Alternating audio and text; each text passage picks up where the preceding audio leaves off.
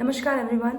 My name is Dr. Khushbu Kumawat and welcome back to my channel. So this is a very quick video what you should not be doing while you are preparing for AIPGT और ये 5 चीज़ें आपको बहुत अच्छे से ध्यान रखनी है because this is going to make or break your rank.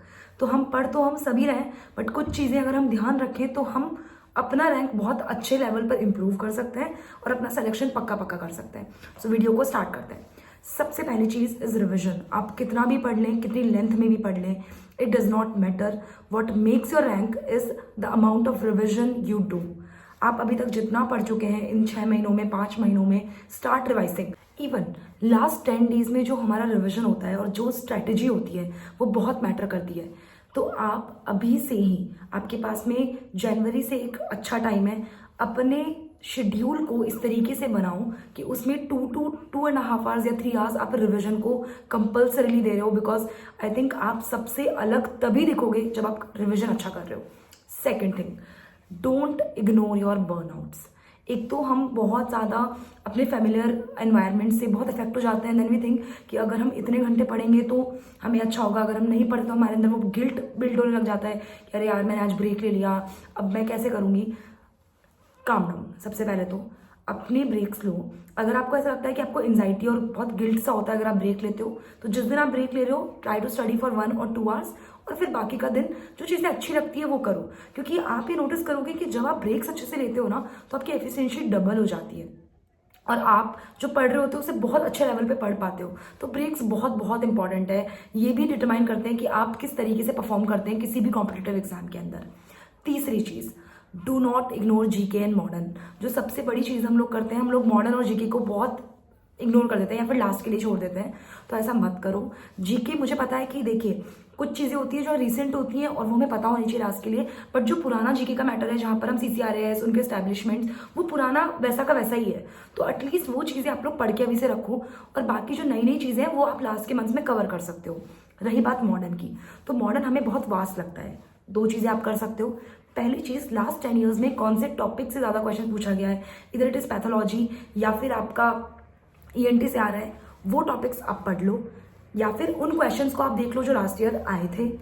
दूसरी चीज़, जब आप सब्जेक्ट्स पढ़ते हो ना तब उनका मॉडर्न वहीं के वहीं एक इंपॉर्टेंट लाइन या फिर कंसोलिडेटेड नोट्स के फॉर्म में बनाते जाओ तो आपको इजीली रिवीजन होगा. अगर आप लास्ट टाइम का पेपर उठा के देखेंगे 24 का, तो उसमें जीके के मॉडर्न के बहुत परसेंटेज ऑफ क्वेश्चंस हैं. तो do not ignore this at all. Fourthly, practicing questions. Now practicing questions is also an art. It is not something vaguely you are practicing. देखो अभी तक आपका बहुत अच्छा सिलेबस कवर हो गया होगा. उस क्वेश्चंस को प्रैक्टिस करते टाइम ना एक अपना नोटबुक बना के रखो कि कौन से टॉपिक्स में बहुत ज़्यादा गलती कर रहे हो. एनालाइज करो. कहने का मतलब ये है कि आप प्रैक्टिस कर रहे हो क्वेश्चंस फिर उनको देख नहीं रहे और छोड़ रहे हो तो नहीं होने वाला है, फिर कुछ नहीं होने वाला है. आप प्रैक्टिस भी करोगे, एनालाइज उसको अच्छे से करोगे कि मैं गलतियां कहाँ कर रहा हूँ, किस टॉपिक्स में मेरी गलतियां ज़्यादा हो रही हैं और उस टॉपिक्स को बार बार पढ़ने का आप ट्राई करें. तो आपका जो ना प्रोसेस होगा ना it will be very good. आपको पकड़ हो जाएगी कि यार मेरे ये टॉपिक्स कमजोर है, मुझे ये पढ़ने की सबसे ज़्यादा ज़रूरत है. And lastly, consolidate your matter. बहुत अच्छे से अपना जो आप मैटर पढ़ रहे हो ना उसको कम रखो, क्योंकि लास्ट के जब 10 डेज होंगे ना तो सारी संहिताएं, सारी किताब आप नहीं पढ़ पाओगे. तब आपको इतना खुद पे कॉन्फिडेंस होना चाहिए कि यार मैंने ये चीज़ें बना रखी हैं, मुझे अब इसको यही पढ़ना है और मुझे इसको अच्छे से पढ़ना है. या फिर अगर आप नोट्स कर रहे हो उनको अंडरलाइन जहाँ आप कर रहे हो तो आपको पता होना चाहिए कि मुझे यही पॉइंट्स, इसको छोड़ के मुझे सारे पॉइंट्स याद है, बस मुझे यही पॉइंट्स देखने हैं. और खुद की प्रिपरेशन पर बिलीव करो, उसको अच्छे से ध्यान में रखो. ये जो एग्ज़ाम है इट इज़ नॉट समथिंग कि आप नहीं कर सकते या फिर अगर आपका एकेडमिक बैकग्राउंड अच्छा नहीं था तो ऐसा कुछ नहीं है. You can start now. अगर आपने अभी भी स्टार्ट नहीं किया है, स्टार्ट करो.